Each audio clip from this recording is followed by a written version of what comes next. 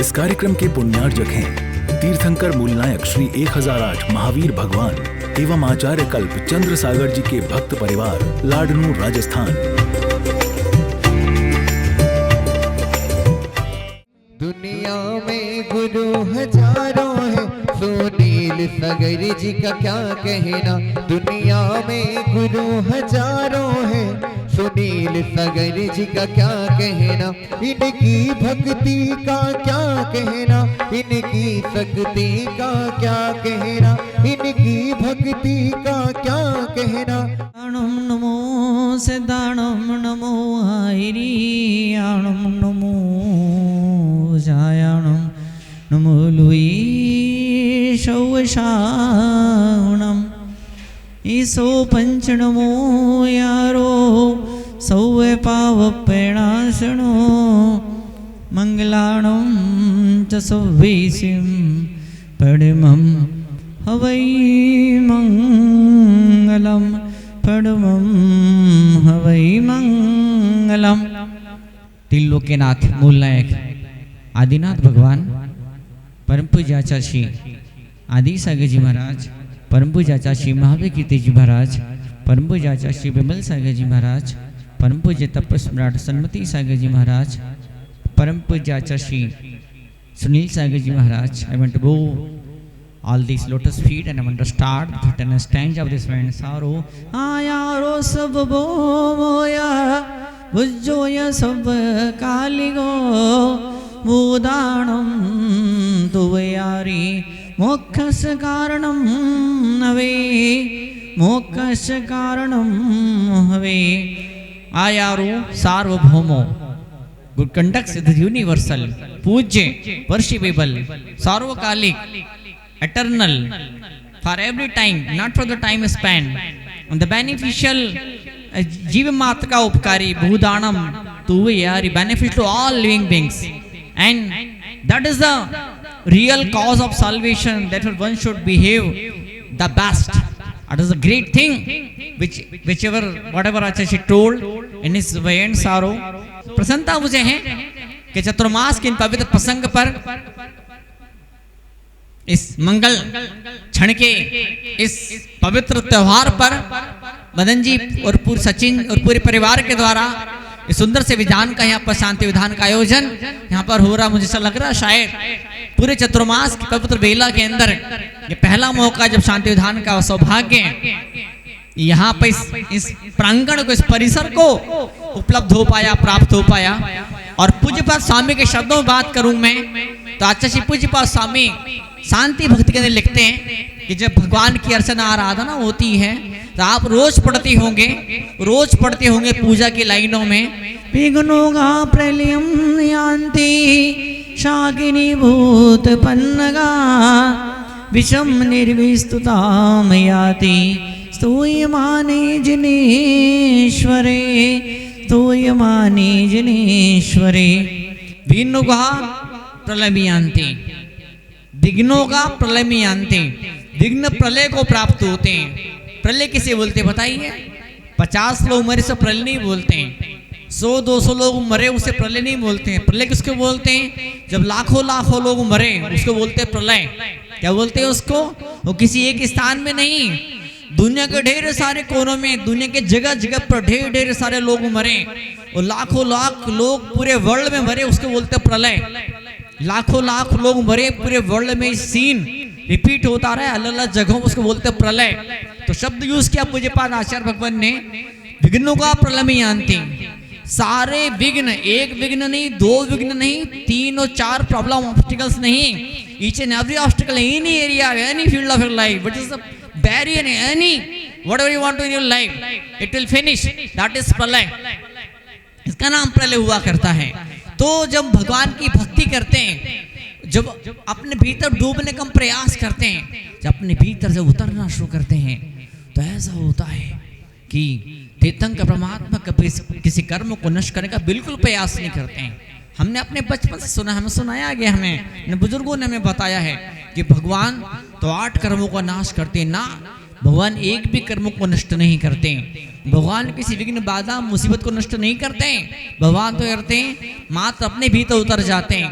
जो उनकी भक्ति करते हैं, जो उनके गुणों का स्मरण करते हैं, जो उनके नाम का चिंतन करते हैं, तपस्या और जिस साधना को जीवन में उतारा, वो तपस्या वो साधना जब कुछ न कुछ अंशों में जब हमारे भीतर जब उतरना शुरू होती है तो फिर कर्म अपने आप भाग जाते हैं हमको छोड़ करके। कर्म को नष्ट करने का प्रयास नहीं किया जाता है, कर्म अपने आप छोड़ करके भाग जाया करते हैं। शशि दादी बैठी हुई है बड़ा कॉलेज नरेला के अंदर, तो बेटे ने अभिषेक ने और उनके पूरी टीम ने एक वर्कशॉप का एक आयोजन कराया था, सेमिनार का, ऑनलाइन सेमिनार था। हम तो बोल रहे थे, बाकी जो पूरी टीम लगी थी उसका पूरा वो सारी चीज लाइव हो रही थी। तो वहां पे इसी बात को मैंने रिपीट किया। औरंगजेब ने लाखों लोगों को बाबर ने औरंगजेब ने लाखों को मार डाला, खून की नदियां बहा दी, लाखों लोगों मंदिरों को नष्ट कर दिया। औरंगजेब ने क्या क्या क्या सोच करके कि हिंदू धर्म नष्ट कर दिया जाए, हो पाया क्या? नहीं हो पाया। न हिंदू धर्म नष्ट होगा, न मुस्लिम धर्म नष्ट होगा, न तेरा पंथ नष्ट होगा, न 20 पंथ नष्ट होगा, न कहान पंथ नष्ट होगा, कहीं कोई नष्ट नहीं होने वाला। न धर्म नष्ट होगा, न शैतानियत नष्ट होने वाली है। जहां जो है वहां वो चीज वैसी की वैसी रहने वाली है। जब हम चीजों को स्वीकार करना शुरू करते हैं तब चीजें अपना डिसअपियर होना शुरू होती है। Change causes persistence. जब हम चेंज करना चाहते हैं, आप चेंज करना क्यों चाहते हैं? आप घाटा खत्म करना चाहते हैं, आप गरीबी खत्म करना चाहते हैं, बीमारी खत्म करना चाहते हैं, आप झगड़ा खत्म करना चाहते हैं, आप टेंशन, आप दुख, मुसीबत, समस्याएं आप खत्म करना चाहते हैं। क्यों चाहते हैं? कि वो चीजें हमको स्वीकार नहीं हो पा रही है। वो जिन चीजों को आप स्वीकार नहीं कर पाते हैं, जो चीज आपको जमती नहीं, पसंद नहीं आती है, जो वो चीजें लाइफ में आपकी जीवन में वो उस तरह की बाधाएं जब आपके जीवन के अंदर आती हैं, फिर क्या होता है? दुखी होते हैं, इष्ट वियोग अनिष्ट वियोग, टेंशन लेते, चिंता करते हैं, बद परेशान, आकुल व्याकुल हो जाता है। और व्याकुल का फल व्याकुलता है, सीधी सी बात है। और क्या, जब हम समता भाव से दूर चले जाते हैं, आपकी पीस ऑफ माइंड, आपके मन की शांति जब खत्म हो जाती है, तो उस मोमेंट पे, उन घड़ियों में, उन क्षणों के अंदर हम इतने सारे पाप कर्म का बंद कर लेते हैं कि जिस पाप कर्म को काटते काटते हजारों लाखों अरबों खरबों जीवन जिंदगियां गुजर जाए तो हम नष्ट नहीं कर पाएंगे। और वो क्षण मिलता है तीन लोग के नाथ की साधना से, भक्ति आराधना से। आपने नमोकार ने पढ़ा होगा, 195 यारो सब वो पावो प्रणासनो।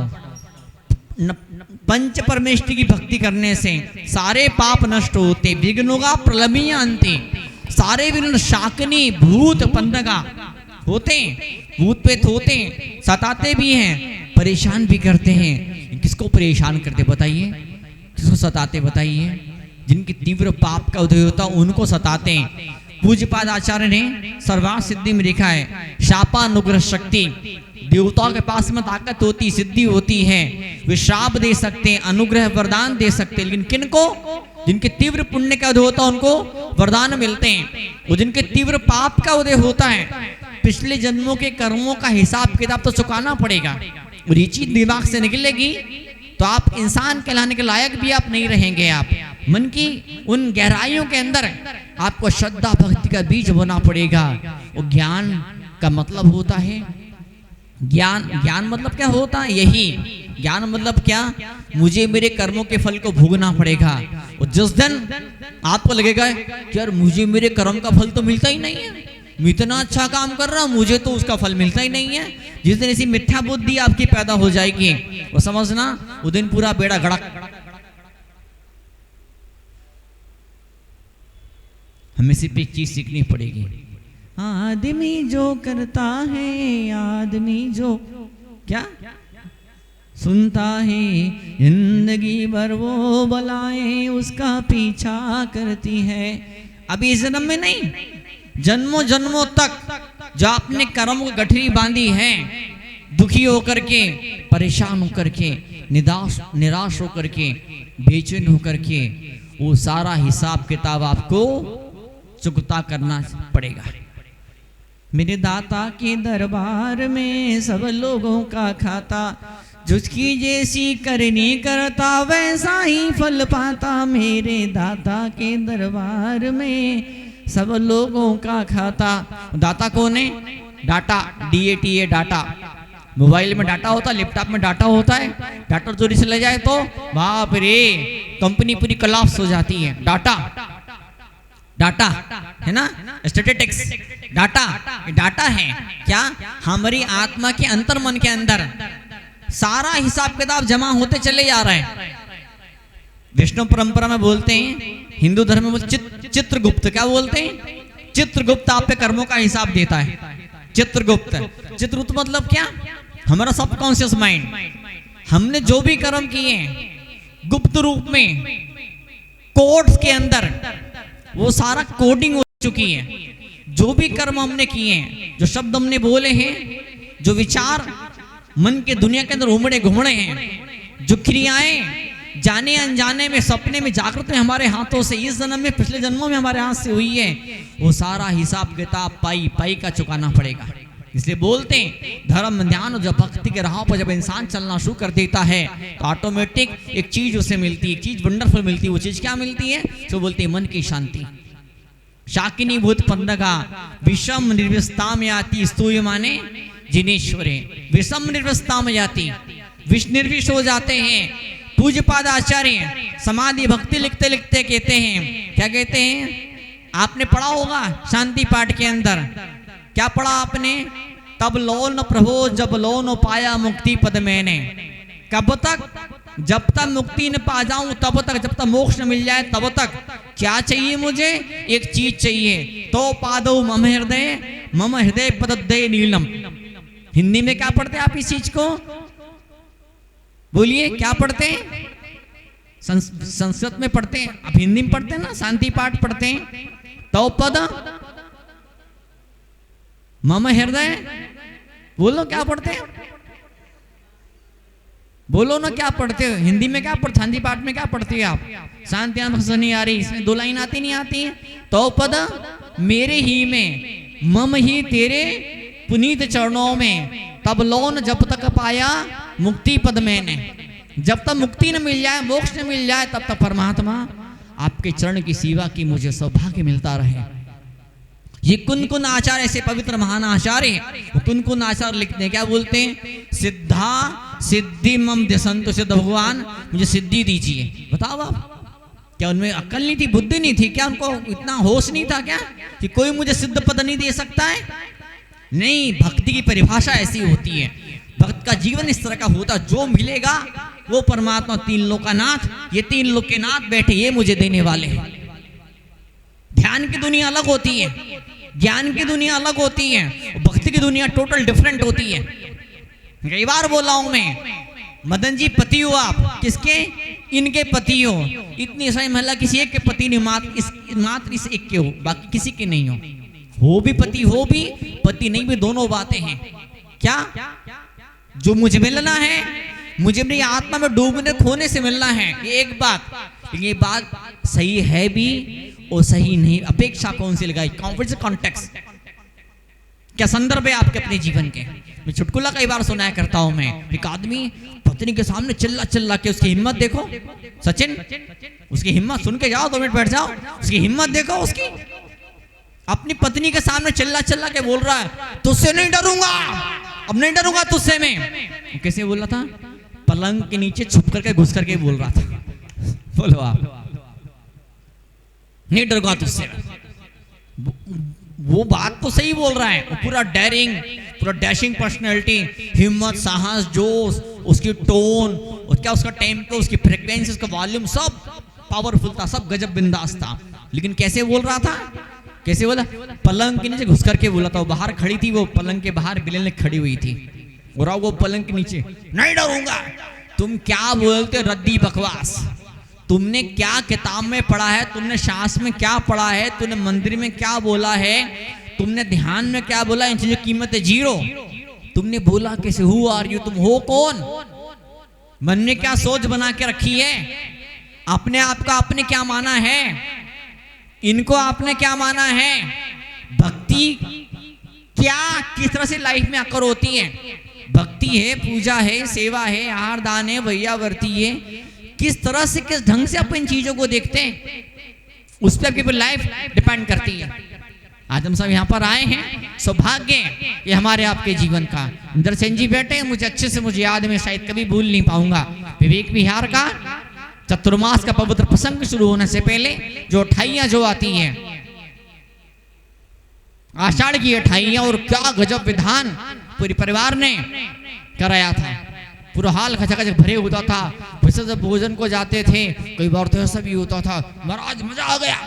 क्या मजा आ गया? प्रवचन तो अच्छा था, लेकिन उसमें इतना ग्रेट मजा नहीं आया, उसमें इतना महान आनंद नहीं आया। फिर संगीतकार नहीं, वो भी अच्छा था, लेकिन उसमें इतना ज्यादा मजा नहीं। फिर क्या बोले, भोजन का मजा आया। कई लोग तो ऐसे भी होते हैं कि उनको मतलब नहीं पूजा पाठ से, कोई संगीत सुनने आता है कि चावल के दाने गिनता है, कितने टूटे चावल के दाने, पुजारी को डांटेंगे, कैसे चावल धोता है, इतने चावल तूने तोड़ दिए। कोई देखता है यार ये अच्छा, हाँ हाँ क्या चमक रही पांडुशिला, लगता है 10-20 लाख रुपए की तो होगी। हाँ, अपन अपने मंदिर में ऐसी बनाएंगे, क्या सुंदर ये मालाएं सजी हुई है। कोई इंद्राणी का देखता है, कैसी इंद्राणी है, मुकुट तो लगाया नहीं इसने, हार तो अपनी, कैसी इंद्राणी है।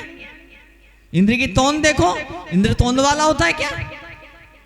जिंदगी भर रजिस्ट करते होते, जिंदगी भर हम झगड़ा कर रहे होते, दंगा फसाद कर रहे होते हैं। और जिस दिन ये सारे विचारों का कोलाहल तूफान जब शांत होता है, उन क्षणों में हम अपनी तरफ उन्मुख, अपनी तरफ सम्मुख हो जाया करते हैं। फिर से पंडित जी को, संगीतकार महोदयों को, इस जो पुजारी लोग जिन्होंने इस व्यवस्थाओं का आयोजन में भाग लिया, वो सारे लोग जो बाद में आपके भोजन की व्यवस्थाओं को संभाले, कैटरिंग वाले है कि नहीं, वो सारे लोग जिन्होंने झाड़ू पोछा लगाया, वो सारे लोग जिन लोगों ने इस विधान में प्रत्यक्ष रूप से या अप्रत्यक्ष रूप से अपनी भागीदारी निभाई है, उन्हें खूब ढेर सारे मंगलमय आशीर्वाद मैं देना चाहूंगा।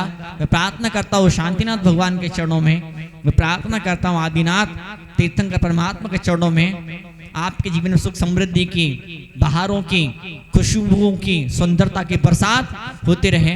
और इस जीवन में, आने वाले जीवन में आप इसी तरह से धर्म भक्ति गंगा में डूब करके अपने जीवन को सजाते रहें, संवारते रहें, सुधारते रहें। जखें तीर्थंकर मूलनायक श्री 1008 महावीर भगवान एवं आचार्य कल्प चंद्र सागर जी के भक्त परिवार, लाडनूर, राजस्थान।